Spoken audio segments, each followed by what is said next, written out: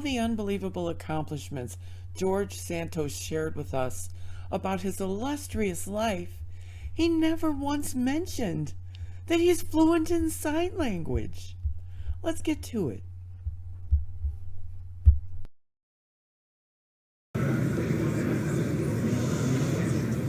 Santos, McCarthy. Wasn't that sweet? First of all, why does that guy look like an AI-generated villain? And look at him there, in the historic House chamber of the United States House of Representatives, signaling his intentions to the group he plans to represent. Not his constituents, silly, the MAGA extremists.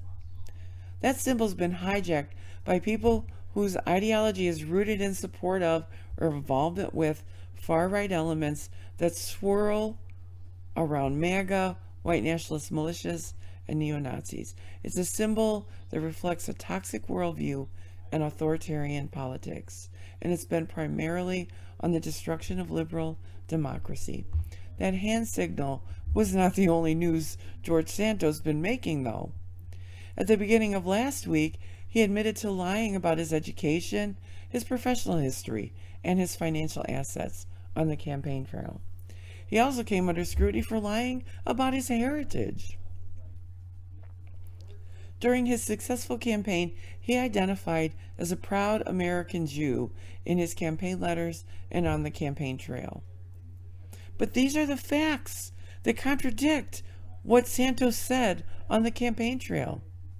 No, his grandparents did not flee Nazi persecution. No, he didn't ever visit Israel. No, he doesn't have Jewish ancestry. No, he didn't attend Baruch College. No, he doesn't work ever at Goldman Sachs or Citigroup.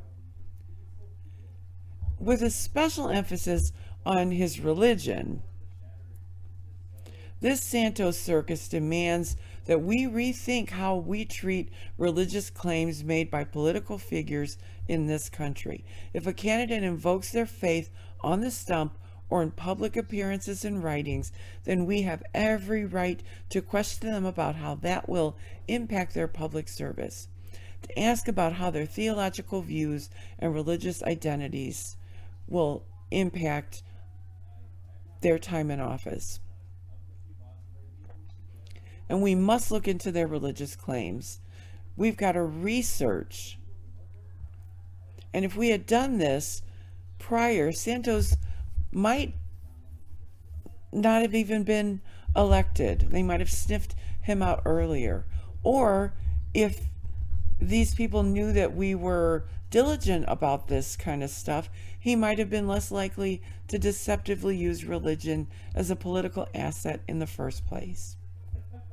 But he performed a very particular type of conservative Jewish identity to win support from the right-wing Jewish population in New York.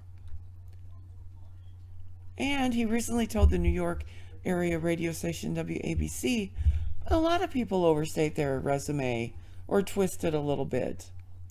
Yeah, maybe for a role down at the local insurance agency, but for the House of Representatives, that's no bueno. He's also refusing to answer questions from the very same constituents he lied to in order to get their votes.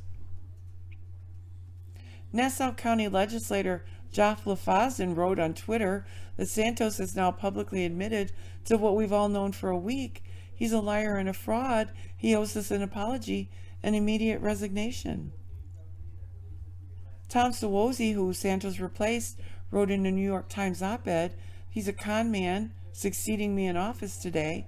He must be removed by Congress or prosecutors because there's no indication that he will be moved by conscience to voluntarily resign." Voters from both sides of the aisle converged on his former campaign headquarters while federal and local prosecutors are investigating whether Santos committed crimes involving his finances or misleading statements. And authorities in Brazil say they're going to bring back fraud charges against him connected to a case from 2008 regarding him and a stolen checkbook. And prior to voting for the House Speaker on this past Tuesday, Santos was given the cold shoulder by the three other Long Island Republican congressmen. And for all of his incessant rants against the swamp, Santos served as a director of an investment firm authorities say bilked millions of dollars from its customers. Even though his campaign website describes in detail lies about where he did not work, it failed to include where he actually did work. It made no reference to investment firm Harbor City Capital, who authorities say bilked all that money from its customers. And Santos, a staunch MAGA devotee, he got a lot of attention on the campaign trail with fiery denunciations of the swamp, socialism, as well as unabashed cheerleading for Trump. And more recently, he won attention for bashing Ukraine as a totalitarian regime. He did claim to have forsaken all gainful endeavors while he was on the campaign trail. But he has, in fact, lied about that as well. He created multiple new business ventures. Last year, he incorporated the DeVolder organization in Florida with the help of an accountant who served as Harbor City's chief financial officer. The DeVolder organization is in turn one of 6 stakeholders in Red Strategies USA, another firm founded in Florida that same month. 5 of the 6 companies involved in Red Strategies belong to former Harbor City employees, including the ex-CFO. And the last belongs to Santos' campaign treasurer. He says that the company too was, all those people were left adrift. I tried to help. We all got together to start a business. But that was dissolved already, he said. Oh, no. Florida state records show Red Strategies as an active concern, and FEC commissioners disclosed and revealed the firm continued to receive payments from Tina Forte, a QAnon-friendly challenger to Representative AOC, through the end of December 2021.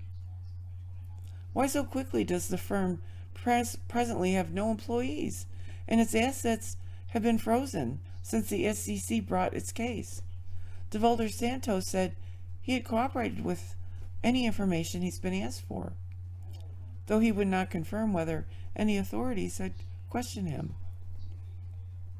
And the way the new MAGA House is choosing to deal with people like Santos is by voting to gut the Office of Congressional Ethics to protect ethically challenged members like George Santos and Jim Jordan and